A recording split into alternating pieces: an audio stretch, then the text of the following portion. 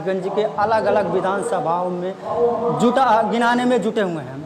इस समय हमारे साथ केंद्रीय वित्त राज्य मंत्री पंकज चौधरी सर, उनसे जानने का प्रयास करेंगे इस बार का जो बजट पेश हुआ है कितना खास है और यह बजट आने वाले समय में भारत के दशा और विकास को किस तरह से आगे लेके जाएगा, हम इसी पे जानने का प्रयास करेंगे। सर, इस बार का जो केंद्रीय बजट पेश हुआ है किस तरह से खास है और इससे आने वाले समय में भारत की विकास किस तरह से अलग दिखाई देगी? देखिए, पहली बात तो भारत का एक अमृत काल चल रहा है और लाल किले से प्रधानमंत्री जी ने एक लक्ष्य टारगेट किया था कि भारत के आज़ादी के 100वां वर्ष जब होगा 2047 में, तो उस समय भारत का परिदृश्य क्या होना चाहिए, हमको क्या क्या आवश्यकताएं पड़ेंगी, उन सब को ध्यान में रख करके अमृत काल का ये पहला बजट है। और अगर बजट में देखें तो 7 चीज़ों पे हम लोगों ने केंद्रित किया है। सप्त ऋषि बजट है ये। और अगर देखें तो देश को आगे ले जाने के लिए सबसे ज़्यादा फोकस इस पे इंफ्रास्ट्रक्चर पे दिया गया है। 10 लाख करोड़ रुपया देश के इंफ्रास्ट्रक्चर पर दिया गया है, जिसमें से करीब 2 लाख से ऊपर रेलवे को, 2 लाख से ऊपर रोड ट्रांसपोर्ट को दिया गया है।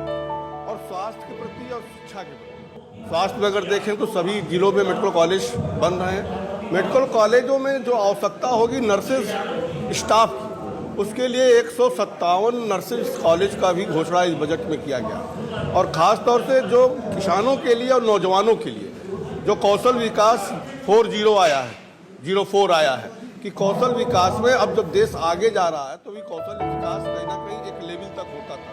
अब कौशल विकास को बढ़ा करके जो स्टैंडर्ड्स, जो बड़े बड़ी कंपनियों में टेक्निकल चीज़ें होती हैं, उनका कहीं ना कहीं कौशल विकास के लिए एक प्रोग्राम इस पर रखा गया है। जहाँ तक गांव का सवाल है, किसानों का सवाल है, अगर आप देखें तो 2 लाख करोड़ रुपया किसानों के और ज़्यादा ऋण मिल सके, उनको और सहायता हो सके, उसकी भी व्यवस्था की गई है। और आदिवासियों को कहीं ना कहीं जो उनका पठन पाठन है, अगर देखें तो एकलव्य विद्यालयों के लिए 38,000 लोगों की नियुक्ति की भी प्रावधान इसमें किया गया है।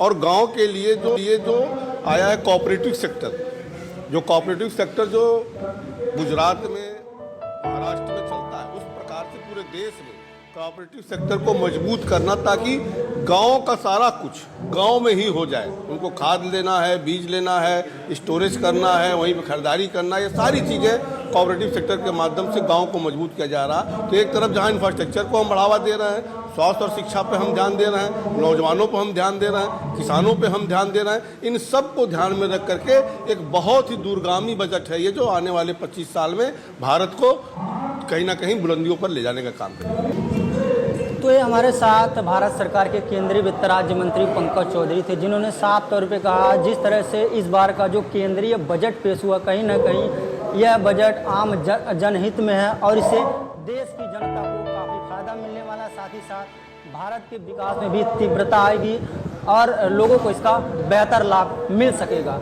अपने सहयोगी के साथ मैं संजय कुमार, जनतंत्र टीवी, महाराजगंज।